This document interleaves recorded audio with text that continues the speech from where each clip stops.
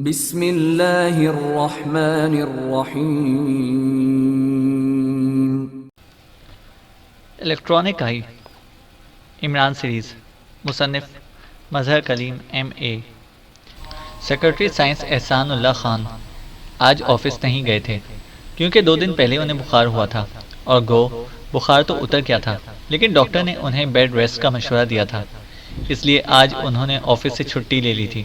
حالانکہ گزشتہ دنوں وہ بخار کے باوجود آفس میں کام کرتے رہے تھے، لیکن آج صبح جب ڈاکٹر انہیں چیک کرنے آیا تو اس نے انہیں سختی سے بیڈ ریسٹ کا مشورہ دیا، جس کے نتیجے میں احسان اللہ خان نے بھی یہی سوچا کہ واقعی آج آرام کر لیں، کیونکہ آج آفس میں کوئی ایسا ضروری کام موجود نہیں تھا جس کی وجہ سے ان کا آفس جانا لازمی ہوتا۔ اس وقت وہ کوٹھی میں اپنے 2 ملازموں کے ساتھ اکیلے تھے۔ وہ اپنے بیڈ روم میں بیڈ پر لیٹے ہوئے ایک رسالے کے مطالعے میں مصروف تھے کہ دروازہ کھلا اور ان کا خاندانی ملازم اندر داخل ہوا۔ سر، 2 ایکریمی آئے ہیں، ان کا کہنا ہے کہ وہ آپ سے ملاقات کرنا چاہتے ہیں اور ایکریمیا سے آئے ہیں، انہوں نے فوراً واپس جانا ہے، وہ آپ کے لیے کوئی خصوصی پیغام لے کر آئے ہیں، ملازم نے مؤدبانہ لہجے میں کہا۔ لیکن تمہیں تو معلوم ہے کہ میں آفس کے علاوہ کسی ملاقاتی سے نہیں ملا کرتا، جاؤ انہیں کہہ دو کہ وہ کل آفس آ جائیں، احسان اللہ خان نے سخت لہجے میں کہا۔ میں نے یہ بات انہیں کہی تھی، لیکن ان کا کہنا ہے کہ انہوں نے فوری واپس جانا ہے، ملازم نے مؤدبانہ لہجے میں کہا۔ نہ جانے یہ کیسے لوگ ہیں، جس وقت جی چاہتا ہے منہ اٹھائے آ جاتے ہیں۔ اوہ، لیکن چیک پوسٹ والوں نے ان کی آمد پر فون کیوں نہیں کیا، انہیں کیوں ایسے بھجوا دیا، احسان اللہ خان نے چونک کر ایک خیال کے تحت کہا۔ ملازم نے کوئی جواب نہ دیا اور وہ سر جھکائے خاموشی سے کھڑا رہا۔ انہیں ڈرائنگ روم میں بٹھاؤ، میں آ رہا ہوں، احسان اللہ خان نے کہا، اور ملازم سر ہلاتا ہوا مڑا اور کمرے سے باہر چلا گیا۔ احسان اللہ خان نے رسالہ ایک طرف تپائی پر رکھا اور پھر بیڈ سے اٹھ کر ملحقہ ڈریسنگ روم کی طرف بڑھ گیا۔ تھوڑی دیر بعد وہ لباس تبدیل کر کے باہر آئے اور پھر بیڈ روم سے نکل کر راہداری میں آئے اور اس سے گزر کر باہر برآمدے میں پھر سائڈ پر موجود ڈرائنگ روم میں بڑھتے چلے گئے۔ ڈرائنگ روم کے دروازے کے سامنے پردہ موجود تھا، انہوں نے پردہ ہٹایا اور جیسے ہی وہ اندر داخل ہوئے، اچانک ان کے سر پر جیسے قیامت سی ٹوٹ پڑی اور ان کے حلق سے چیخ نکلی اور وہ لڑکھڑا سے گئے۔ اسی لمحے دوبارہ ان کے سر پر دھماکہ ہوا اور اس بار ان کا ذہن تاریکی میں ڈوبتا چلا گیا۔ پھر جب تاریکی میں آہستہ آہستہ روشنی پھیلی اور ان کی آنکھیں کھلی تو انہوں نے بے اختیار اٹھنے کی کوشش کی، لیکن دوسرے لمحے ان کا ذہن یہ دیکھ کر بری طرح الجھ گیا کہ وہ کرسی پر رسیوں سے بندھے ہوئے بیٹھے تھے اور ایک ایکریمی مرد ہاتھ میں تیز دھار چھری اٹھائے ان کے سامنے کھڑا ہوا تھا، جبکہ ایک نوجوان ایکریمی عورت سامنے کرسی پر بیٹھی ہوئی تھی۔ یہ سب کیا ہے؟ کیا مطلب؟ تم کون ہو اور یہ تم نے کیا کر دیا ہے؟ احسان اللہ خان نے انتہائی حیرت بھرے لہجے میں کہا۔ انہیں محسوس ہو رہا تھا جیسے وہ خواب دیکھ رہے ہوں۔ تم سیکرٹری سائنس ہو، تمہارے پاس ڈاکٹر عبدالجبار کا الیکٹرانک آئی کا فارمولا موجود ہے، ہمیں وہ فارمولا چاہیے ابھی اور اسی وقت۔ ہم یہ بھی بتا دیں کہ تمہارے 2 ملازم ہلاک ہو چکے ہیں کیونکہ ہمیں ان کی طرف سے مداخلت کا خطرہ تھا، لیکن ہم تمہیں زندہ چھوڑ سکتے ہیں اگر تم یہ فارمولا ہمیں دے دو، اس عورت نے انتہائی سرد لہجے میں کہا۔ تو احسان اللہ خان نے بے اختیار چونک پڑا۔ کیا مطلب؟ تمہیں کیسے علم ہوا کہ فارمولا میرے پاس ہے؟ میرے پاس تو نہیں ہے، احسان اللہ خان نے حیرت بھرے لہجے میں کہا۔ مارٹن، اس کی ایک آنکھ نکال دو، یہ جھوٹ بول رہا ہے، سیلی نے کہا تو دوسرے لمحے اس نے اس آدمی کا ہاتھ بجلی کی سی تیزی سے گھومتے دیکھا اور اس کے ساتھ ہی ان کے حلق سے بے اختیار طویل چیخ نکل گئی۔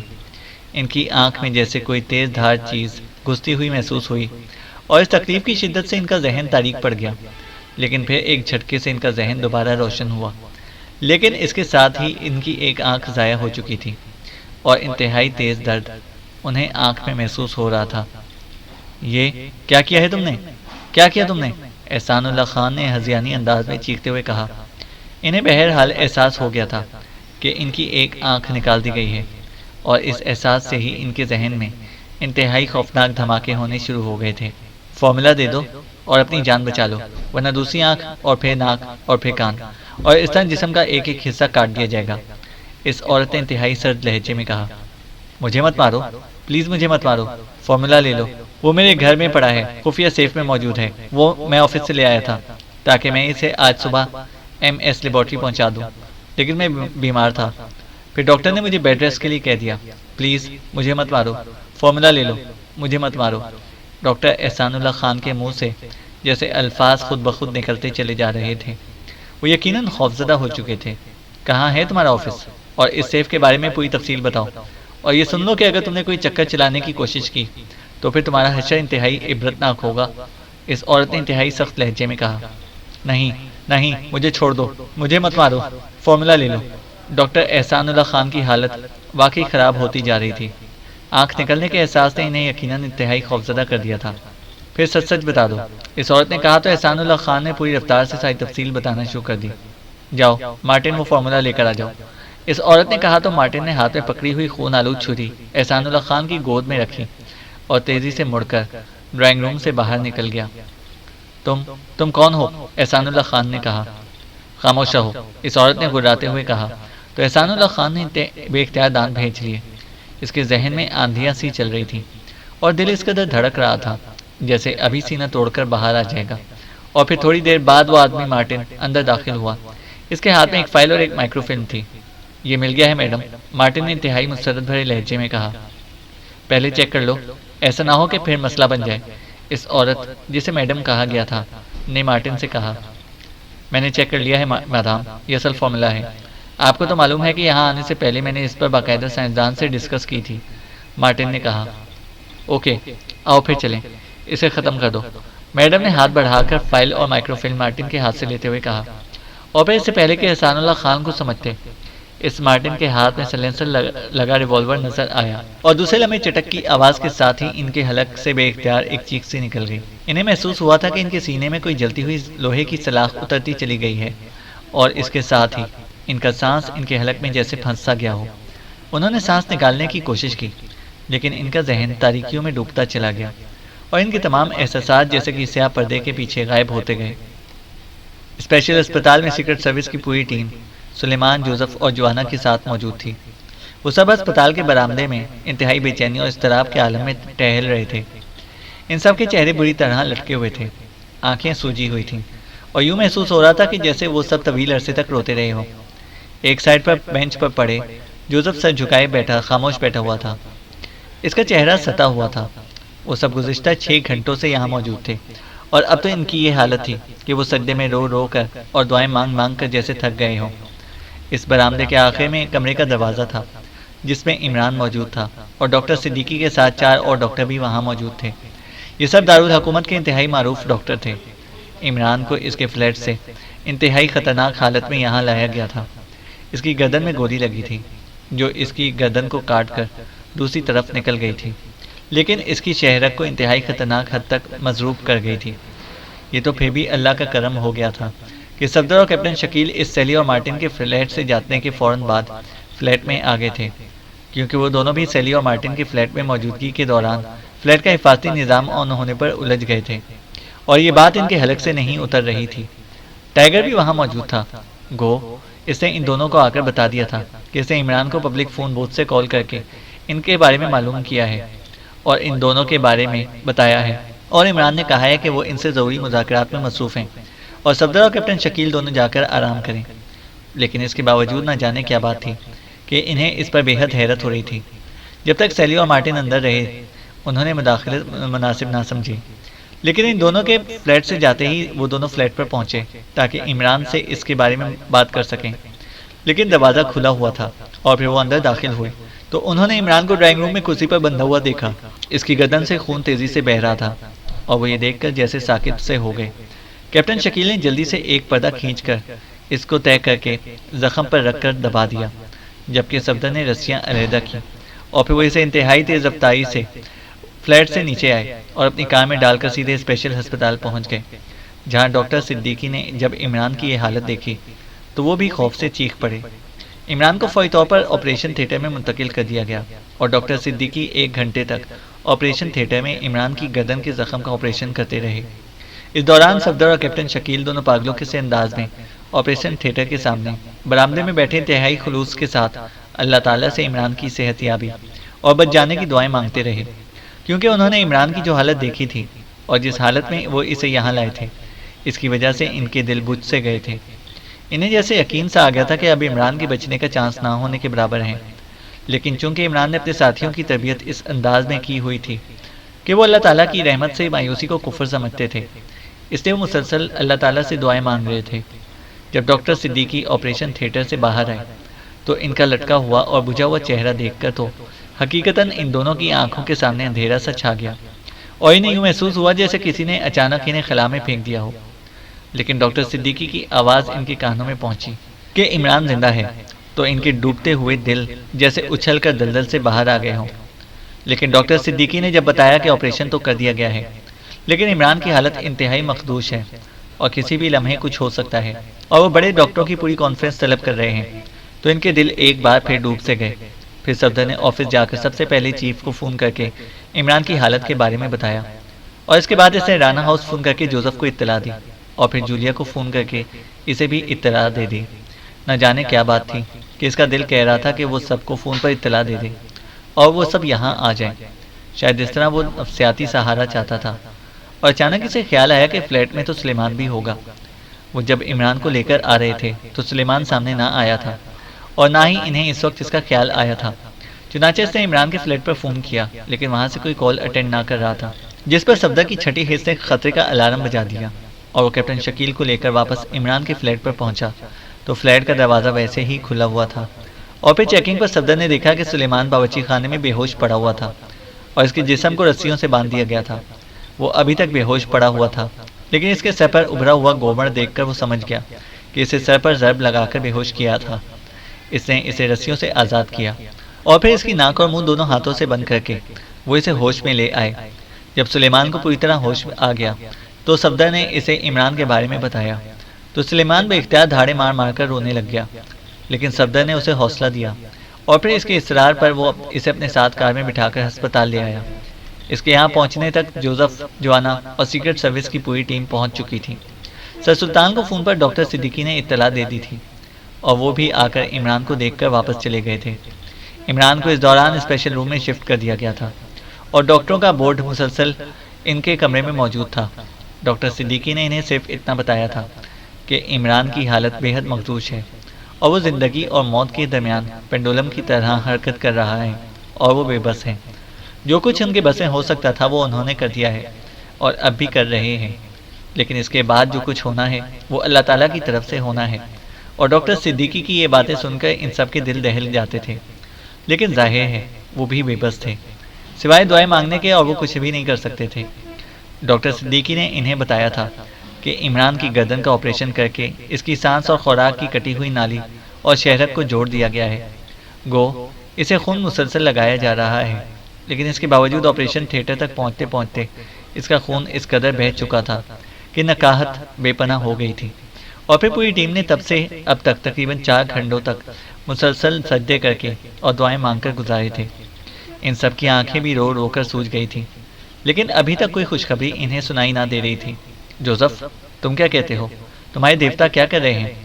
خدا کے لیے عمران کو مرنے سے بچا لو۔ اچانک جولیا نے جوزف سے مخاطب ہو کر جذباتی سے لہجے میں کہا۔ خاموش رہو، دیوتاؤں نے ابھی کوئی فیصلہ نہیں کیا۔ میں نے عظیم وچ ڈاکٹر مشاگی کی منت کی ہے کہ وہ دیوتاؤں کو منا لے۔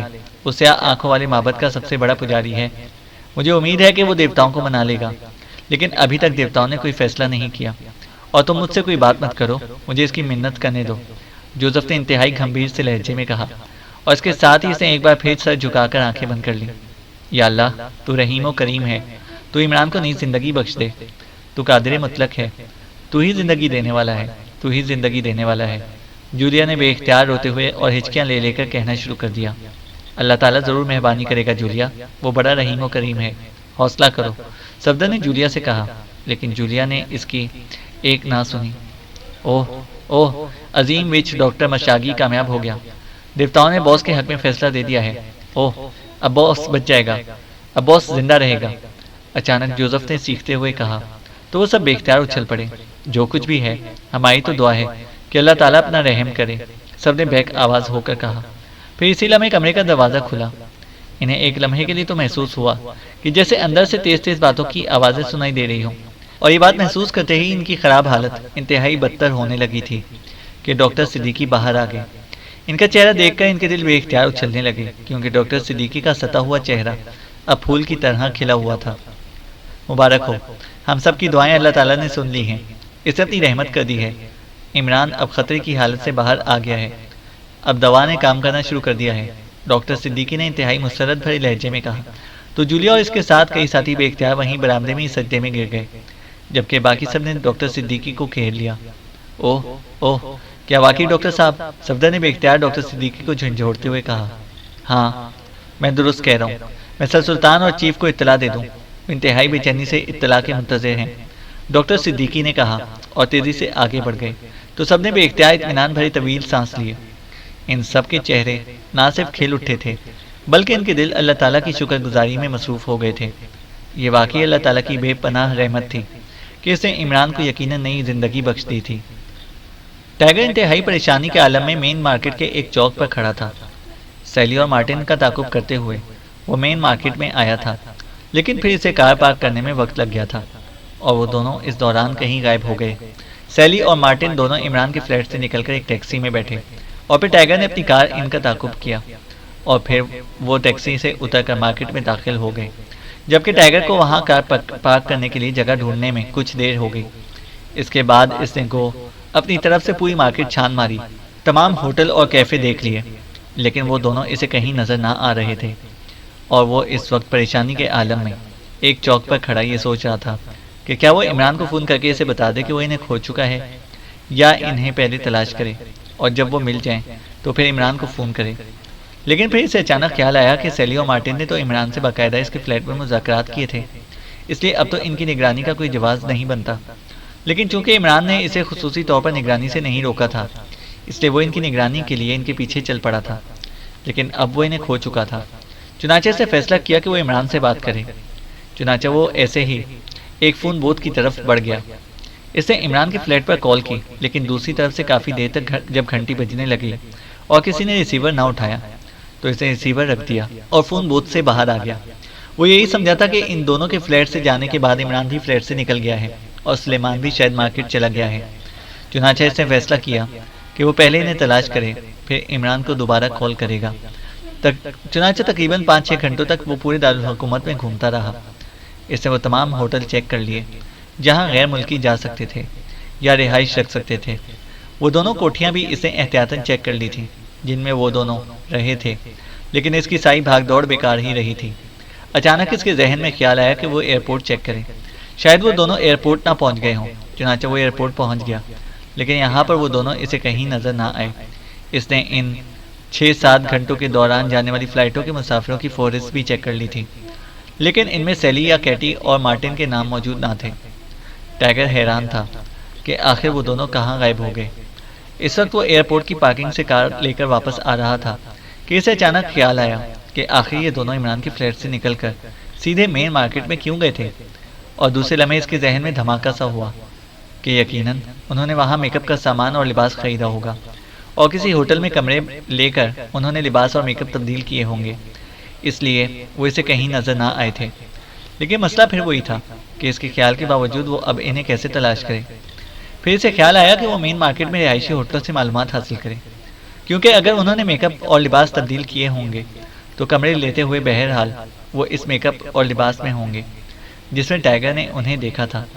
چنانچہ وہ واپس مین مارکیٹ پہنچا اور پھر اتفاق تھا کہ ایک ہوٹل میں مین کاؤنٹر مین نے جو اس کا واقف تھا اسے بتا دیا کہ مس سیلی اور مارٹن نے یہاں ایک کمرہ کرائے پر لیا تھا اور وہ دونوں اس کے بعد باہر نہیں گئے۔ تو ٹائیگر نے اطمینان بھرا طویل سانس لیا اور پھر وہ کاؤنٹر مین سے کمرہ اور منزل کا پوچھ کر دوسری منزل پر کمرہ نمبر 218 کے سامنے پہنچ گیا۔ کمرے کے باہر لگی ہوئی نیم پلیٹ پر سیلی اور مارٹن کے نام کا کارڈ موجود تھا۔ اب وہ سوچ رہا تھا کہ ان سے ملے یا نہیں۔ آپ ٹائیگر صاحب، اچانک اس کے عقب سے ایک آواز سنائی دی تو وہ چونک پڑا۔ یہ ویٹر تھا جو پہلے انٹرنیشنل ہوٹل میں کام کرتا تھا اور ٹائیگر سے اس کی اچھی خاصی دوستی تھی۔ ہاں، کیا تم دوسری منزل پر ڈیوٹی دے رہے ہو شہباز؟ ٹائیگر نے کہا۔ جی ہاں، شہباز نے جواب دیا۔ یہ سیلی اور مارٹن کیا کمرے میں موجود ہیں یا نہیں؟ ٹائیگر نے کہا۔ جی، انہیں ہونا تو کمرے میں چاہیے کیونکہ یہ وہ باہر نہیں آئے، اور حیرت انگیز بات یہ ہے کہ انہوں نے اب تک کوئی آرڈر بھی نہیں دیا، حالانکہ ان کے 2 ایکریمی مہمان بھی آ کر جا چکے ہیں، شہباز نے کہا۔ تو ٹائیگر بے اختیار اچھل پڑا۔ مہمان آ کر چلے گئے ہیں؟ کیسے معلوم ہوا تمہیں جب تمہیں آرڈر ہی نہیں ملا؟ ٹائیگر نے کہا۔ جب میں سروس کرنے کے لیے نیچے گیا تھا پھر واپس آیا تو میں نے ایک ایکریمی عورت اور ایک ایکریمی مرد کو ان کے کمرے سے نکل کر لفٹ کی طرف جاتے ہوئے دیکھا۔ مجھے احساس ہوا کہ میری عدم موجودگی میں ان کے مہمان آئے ہیں اور پھر چلے بھی گئے، لیکن مجھے آرڈر نہیں دیا گیا۔ میں خاموش رہا کیونکہ غیر ملکیوں کے بارے میں ہمیں محتاط رہنا پڑتا ہے۔ شہباز نے کہا، اوہ مجھے اب خود دیکھنا ہوگا، ٹائیگر نے کہا اور آگے بڑھ کر کھلے ہوئے دروازے پر دستک دی۔ آپ کیا کر رہے ہیں جناب؟ وہ ناراض ہو جائیں گے، شہباز نے کہا۔ خاموش رہو، مجھے یقین ہے کہ وہ اندر نہیں ہے، ٹائیگر نے کہا، اور اس کے ساتھ ہی اس نے نوب گھمائی تو دروازہ کھلتا چلا گیا اور ٹائیگر تیزی سے اندر داخل ہوا تو دوسرے لمحے وہ بے اختیار ٹھٹک گیا کیونکہ ایک کمرے میں وہ لباس موجود تھا جو سیلی اور مارٹن نے پہنے ہوئے تھے، اور وہاں میک اپ باکس بھی موجود تھا۔ یہ کیا مطلب؟ کیا وہ جا چکے ہیں؟ مگر ویٹر شہباز جو ٹائیگر کے پیچھے اندر گیا تھا نے الجھے ہوئے لہجے میں کہا، اوہ جلدی بتاؤ شہباز، ان دونوں کے حلیے جلدی سے بتاؤ، وہ بہت بڑے مجرم تھے، یہاں انہوں نے صرف میک اپ کیا اور لباس تبدیل کیے ہیں، ٹائیگر نے کہا۔ مجرم؟ مگر شہباز نے ہچکچاتے ہوئے کہا، دیکھو شہباز، تم مجھے اچھی طرح جانتے ہو کہ میں جو وعدہ کرتا ہوں وہ پورا کرتا ہوں، اس لیے میرا وعدہ کہ تمہارا نام درمیان میں نہیں آئے گا، ٹائیگر نے کہا، اور اس کے ساتھ ہی اس نے ایک بڑا سا نوٹ نکال کر شہباز کے ہاتھ میں دے دیا۔ اوہ جناب، اس کی ضرورت نہیں ہے، میں تو ویسے بھی آپ کا کام کرتا ہوں، شہباز نے کہا، اور اس کے ساتھ ہی اس نے جلدی سے نوٹ اپنے کوٹ کی جیب میں ڈال دیا۔ ان جانے والوں کے حلیے اور ان کے لباسوں کی تفصیل بتاؤ، ٹائیگر نے کہا تو شہباز نے اسے تفصیل بتا دی۔ ٹائیگر نے مختلف سوالات کر کے اس سے اپنے مطلب کی تفصیلات حاصل کر لی تو وہ خاصا مطمئن ہو گیا۔ شہباز نے گو ان کو سرسری طور پر دیکھا تھا، لیکن ٹائیگر ویٹرز کی نفسیات سے اچھی طرح واقف تھا۔ یہ لوگ مسافروں اور ان کے مہمانوں کو عقابی نظروں سے دیکھتے ہیں، ایک لمحے میں ان کا جائزہ لینے کے عادی ہوتے ہیں، حتیٰ کہ یہ لوگ تو ان کی اصل معاشی پوزیشن بھی جانچ لیتے ہیں۔ اس لیے ٹائیگر مطمئن تھا کہ شہباز نے غلط بیانی نہیں کی۔ اس نے شہباز کا شکریہ ادا کیا اور پھر وہ کمرے سے نکل کر تیز تیز قدم اٹھاتا نیچے ہال میں پہنچا، اور پھر وہ گیٹ کی سائڈ میں موجود ٹیکسی ڈرائیور کے پاس پہنچ گیا۔ اسے معلوم تھا کہ یہ دونوں عمران کے فلیٹ سے ٹیکسی پر مین مارکیٹ پہنچے تھے، اس لیے یقیناً یہاں سے جانے کے لیے بھی انہوں نے ٹیکسی استعمال کی ہوگی، اور ان کی نفسیات کے مطابق قریب ترین سے ملنے والی ٹیکسی ہی انہوں نے انگیج کی ہوگی، کیونکہ ان کے تو تصور میں بھی نہ ہوگا کہ ان کا میک اپ اور لباس کے بارے میں بھی معلومات حاصل کی جا سکتی ہیں۔ انہیں قریب ترین ٹیکسی ہوٹل کی سائڈ سے ہی مہیا ہو گئی ہوگی، اور پھر تھوڑی سی کوشش کے بعد ٹائیگر اس ٹیکسی ڈرائیور کے بارے میں معلومات حاصل کرنے میں کامیاب ہو گیا، جس کی ٹیکسی میں یہ دونوں بیٹھے تھے۔ اسے بتایا گیا کہ ٹیکسی ڈرائیور جس کا نام سلامت ہے وہ ٹیکسی مالک کو واپس کرنے گیا ہے کیونکہ اس کا وقت ختم ہو گیا تھا۔ چنانچہ مالک کا پتہ معلوم کر کے ٹائیگر نے اپنی کار لی اور پھر تھوڑی دیر بعد وہ مالک کے پاس پہنچ گیا جو ایک آٹو موبائل ورک شاپ کا مالک تھا اور اس کے ساتھ ساتھ ٹیکسیاں بھی شہر میں چلاتا تھا، اور پھر وہاں اسے سلامت بھی مل گیا کیونکہ مالک بذات خود موجود نہ تھا اور سلامت نے مالک سے کوئی رقم لینی تھی جس کے لیے وہ مالک کی واپسی کا انتظار کر رہا تھا۔ سلامت ٹائیگر کو جانتا تھا کیونکہ وہ ٹیکسی ہوٹلوں اور کلبوں کے سامنے ہی روکتا اور استعمال کرتا تھا۔ چنانچہ تھوڑی دیر بعد ٹائیگر نے معلوم کر لیا کہ سلامت اس ایکریمی جوڑے کو ہوٹل سے پک کر کے آفیسرز کالونی کی عقبی سڑک جس کا نام جمشید روڈ تھا لے کر گیا تھا، اور وہ دونوں وہاں ڈراپ ہو گئے تھے۔ اور پھر سلامت نے ہی بتایا کہ وہ آگے سے جا کر ٹیکسی کو موڑ کر جب واپس لے آیا تو اس نے ان دونوں کو لے کر عقبی طرف موجود ایمرجنسی دروازے کے گارڈ سے باتیں کرتے ہوئے دیکھا تھا، اور پھر گارڈ نے ان دونوں کو اندر بھجوا دیا تھا۔ ٹائیگر نے اس کا شکریہ ادا کیا اور پھر وہ کار لے کر ٹاپ آفیسرز کالونی کے عقبی طرف جمشید روڈ پر پہنچ گیا۔ وہاں وہ ایمرجنسی دروازہ موجود تھا لیکن اس وقت وہ بند تھا۔ ٹائیگر نے کار موڑی اور پھر وہ ٹاپ آفیسرز کالونی کے سامنے کے رخ پر واقع چیک پوسٹ پر پہنچ گیا۔ میں نے کالونی کے عقبی دیوار میں موجود ایمرجنسی گیٹ کے گارڈ سے ملنا ہے، وہ وہاں موجود نہیں ہے، ٹائیگر نے کار سے اتر کر ایک سیکورٹی کے آدمی سے کہا۔ اوہ، شام 5 بجے کے بعد ایمرجنسی گیٹ بند کر دیا جاتا ہے اور گارڈ چھٹی کر کے چلا جاتا ہے۔ فضل خان اس کا نام ہے، وہ اس وقت آپ کو سیکورٹی کوارٹرز میں ملے گا، اس سیکورٹی آفیسر نے جواب دیا۔ سیکورٹی کوارٹرز کہاں ہیں؟ ٹائیگر نے پوچھا تو اس سیکورٹی آفیسر نے اسے سائٹ پر موجود سیکورٹی کوارٹرز کے بارے میں بتایا تو ٹائیگر کار لے کر ادھر چلا گیا۔ اس نے کار کو کوارٹروں کے قریب سڑک کی سائڈ پر روکا اور نیچے اتر کر اس نے وہاں موجود ایک آدمی سے فضل خان گارڈ کے بارے میں معلومات حاصل کی، اور پھر وہ اس کوارٹر کے دروازے پر پہنچ گیا۔ دروازہ بند تھا۔ ٹائیگر نے دروازے پر دستک دی تو چند لمحوں بعد دروازہ کھل گیا اور ایک بڑی بڑی مونچھوں والا نوجوان دروازے پر نظر آیا۔ جی صاحب، آنے والے نے حیرت بھری نظروں سے ٹائیگر کو دیکھتے ہوئے کہا۔ تمہارا نام فضل خان ہے؟ ٹائیگر نے اس نوجوان سے پوچھا۔ جی ہاں، مگر آپ کون ہیں؟ فضل خان نے حیرت بھرے لہجے میں کہا۔ میں نے تم سے چند معلومات حاصل کرنی ہیں۔ میرا نام رضوان ہے، ٹائیگر نے کہا، اور اس کے ساتھ ہی اس نے جیب سے ایک بڑا سا نوٹ نکال کر اس کے ہاتھ پر رکھ دیا۔ اوہ اوہ، اندر آ جائیں، میں اکیلا ہی رہتا ہوں، آ جائیں، فضل خان نے مسکراتے ہوئے کہا اور تیزی سے اندر کی طرف مڑ گیا۔ ٹائیگر اس کے پیچھے اندر چلا گیا۔ ایک کمرے میں ایک پلنگ اور 2 کرسیاں موجود تھیں۔ بیٹھیں جی، میں آپ کی کوئی خدمت تو نہیں کر سکتا، فضل خان نے کہا۔ اس کی ضرورت نہیں ہے، تم صرف اتنا بتا دو کہ آج تم نے ایک یتیمی جوڑے کو ایمرجنسی گیٹ سے کالونی میں داخل کرایا تھا، وہ جوڑا کہاں گیا تھا؟ ٹائیگر نے کہا تو فضل خان بے اختیار اچھل پڑا۔ اس کے چہرے پر حیرت کے ساتھ ساتھ خوف کے تاثرات ابھر آئے تھے۔ جی میں نے تو ایسا نہیں کیا، فضل خان نے تہائی گڑبڑائے ہوئے لہجے میں کہا۔ تو بے فکر رہو، اس میں کوئی گڑبڑ والی بات نہیں ہے۔ میرا تعلق ایکریمی سفارت خانے سے ہے، مجھے رپورٹ دینی ہے، تمہارا نام سامنے نہیں آئے گا، ٹائیگر نے اسے تسلی دیتے ہوئے کہا۔ جناب، میں بہت چھوٹا سا آدمی ہوں، مجھے کہیں نوکری سے جواب نہ مل جائے، فضل خان نے گھگھیائے ہوئے لہجے میں کہا۔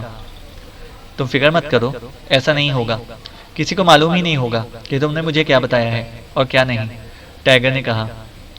جناب، دونوں ایکریمی سیکرٹری سائنس احسان اللہ خان کی کوٹھی پر گئے تھے، فضل خان نے سرگوشی کے انداز میں کہا۔ کیا وہ تمہیں بتا کر گئے تھے؟ انہوں نے کیا بتایا تھا؟ وہ چیک پوسٹ کی طرف سے کیوں نہیں گئے؟ ٹائیگر نے کہا۔ جناب، سیکرٹری صاحب کی فیملی باہر گئی ہوئی ہے اور ان کا ملازم اکثر عورتیں اس دروازے سے ان کے پاس لے کر جاتا رہتا ہے، اور وہ ایکریمی لڑکی بھی نوجوان تھی، اس لیے جناب یہ اب آپ خود ہی سمجھ جائیں، فضل خان نے سرگوشی کے انداز میں آنکھ دبا کر بات کرتے ہوئے کہا۔ پھر ان کی واپسی ہوئی؟ ٹائیگر نے کہا۔ اوہ نہیں جناب، اب تو وہ کل صبح ہی واپس آئیں گے، آپ سمجھتے تو ہیں نا جناب، فضل خان نے ایک بار پھر پہلے جیسے انداز میں کہا۔ تمہارا مطلب ہے کہ اس وقت بھی وہ وہیں ہیں؟ ٹائیگر نے کہا۔ جناب، میرے ہوتے ہوئے تو وہ واپس نہیں گئے تھے، اور ظاہر ہے کہ سامنے کے رخ سے تو وہ جا ہی نہیں سکتے، کیونکہ ان کی انٹری وہاں ہوگی ہی نہیں، اس لیے ظاہر ہے وہ کوٹھی میں ہی موجود ہوں گے، فضل خان نے کہا۔ ٹھیک ہے، تم مطمئن رہو، تمہارا نام سامنے نہیں آئے گا، ٹائیگر نے کہا، اور پھر تیزی سے مڑ کر وہ واپس اپنی کار تک پہنچا، اور پھر کار لے کر وہ دوبارہ سیدھا چیک پوسٹ پر پہنچ گیا۔ سیلی اور مارٹن کے اس طرح سیکرٹری سائنس کی کوٹھی پر جانے سے اس کے ذہن میں بے اختیار خطرے کی گھنٹی بجنے لگی تھی، کیونکہ بہرحال وہ سائنسی فارمولے کی تلاش میں تھے، اور سیکرٹری سائنس کا براہ راست ایسے فارمولے سے تعلق ہوتا تھا۔ گو اسے یہ معلوم نہیں تھا کہ عمران نے فارمولا حاصل کر کے کہاں پہنچایا ہے، لیکن اس کا اندازہ تھا کہ یہ فارمولا سیکرٹری سائنس کو ہی پہنچایا گیا ہوگا، اس لیے اس کی چھٹی حص نے مسلسل خطرے کا سائرن بجانا شروع کر دیا۔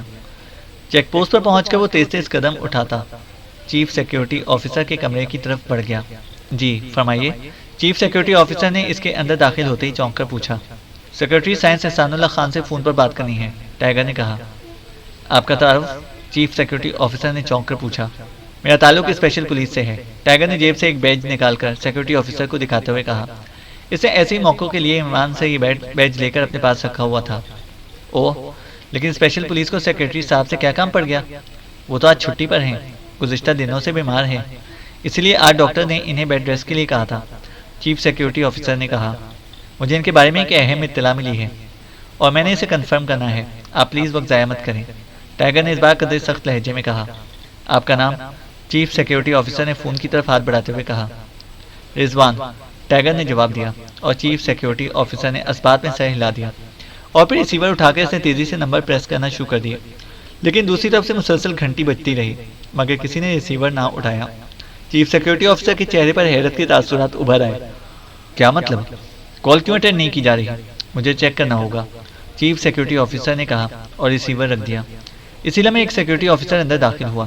جناب، ایمرجنسی دروازہ کھلا ہوا ہے، میں گشت کرتا ہوا ادھر گیا تو وہ کھلا ہوا تھا، جبکہ پہلے میں ادھر سے گزرا تو وہ بند تھا، اس ایک سیکیورٹی آفیسر نے کہا تو چیف سیکیورٹی آفیسر کے ساتھ ساتھ ٹائیگر بھی چونک پڑا۔ اوہ، یہ کیسے ہو سکتا ہے؟ بہرحال یہ معاملہ میں دیکھتا ہوں، تم جیپ لے کر جاؤ اور سیکیورٹی احسان اللہ خان کی کوٹھی میں جا کر معلوم کرو کہ وہاں سے فون کیوں اٹینڈ نہیں کیا جا رہا، چیف سیکیورٹی آفیسر نے کہا۔ میں ان کے ساتھ جاؤں گا، ٹائیگر نے اٹھتے ہوئے کہا۔ ٹھیک ہے، آپ بہرحال سرکاری آدمی ہیں، اس لیے آپ بھی ساتھ چلے جائیں، چیف سیکیورٹی آفیسر نے کہا تو ٹائیگر اس کا شکریہ ادا کر کے آفس سے باہر چلا گیا۔ ادھر میری کار موجود ہے، اس میں چلتے ہیں، ٹائیگر نے کہا تو سیکیورٹی آفیسر نے اس بات میں سر ہلا دیا، اور تھوڑی دیر بعد اس کی کار کالونی میں داخل ہو چکی تھی۔ آپ نے کتنے وقفے کے بعد عقبی دروازہ دوبارہ چیک کیا تھا؟ ٹائیگر نے پوچھا، کیونکہ فضل خان سے ملاقات سے پہلے وہ اسے خود بند دیکھ چکا تھا۔ جی 2 گھنٹے بعد۔ اتنی دیر گشت میں لگ ہی جاتی ہے، سیکورٹی آفیسر نے جواب دیا، اور ٹائیگر نے اس بات میں سر ہلا دیا۔ پھر سیکورٹی آفیسر نے بتانے پر وہ مختلف سڑکوں سے گزر کر ایک بڑی سرکاری کوٹھی کے گیٹ پر پہنچ گیا۔ ٹائیگر نے کار روکی اور نیچے اتر آیا۔ اس کے ذہن میں فون ریسیو نہ کرنے اور ایمرجنسی دروازے کے اس طرح کھلے نظر آنے کی وجہ سے ایک خدشہ سا ابھر آیا تھا، اور وہ اس کی تصدیق کرنا چاہتا تھا۔ اس نے کال بیل کا بٹن پریس کیا، لیکن جب کچھ دیر تک جواب کوئی نہ ملا تو اسے پھاٹک کی چھوٹی سی کھڑکی کو دھکا دیا تو وہ کھڑکی کھلی ہوئی تھی۔ ٹائیگر اندر داخل ہو گیا۔ اس کے پیچھے وہ سیکورٹی آفیسر بھی اندر داخل ہو گیا، اور پھر تھوڑی دیر بعد سب کچھ سامنے آ گیا۔ 2 ملازموں کی لاشیں ایک کمرے میں پڑی تھیں اور انہیں گولیاں ماری گئی تھیں، جبکہ ڈرائنگ روم میں سیکرٹری سائنس کی بھی لاش مل گئی تھی۔ ان کا جسم کرسی پر رسیوں سے بندھا ہوا تھا اور ایک آنکھ غائب تھی۔ انہیں بھی دل پر گولی ماری گئی تھی۔ سیکورٹی آفیسر تو یہ لاشیں دیکھ کر چیختا ہوا واپس بھاگ گیا، لیکن ٹائیگر نے پوری کوٹھی کی تلاشی دی تھی، اور پھر اسے ایک آفس نما کمرے کی دیوار میں موجود سیف کھلا ہوا ملا تھا۔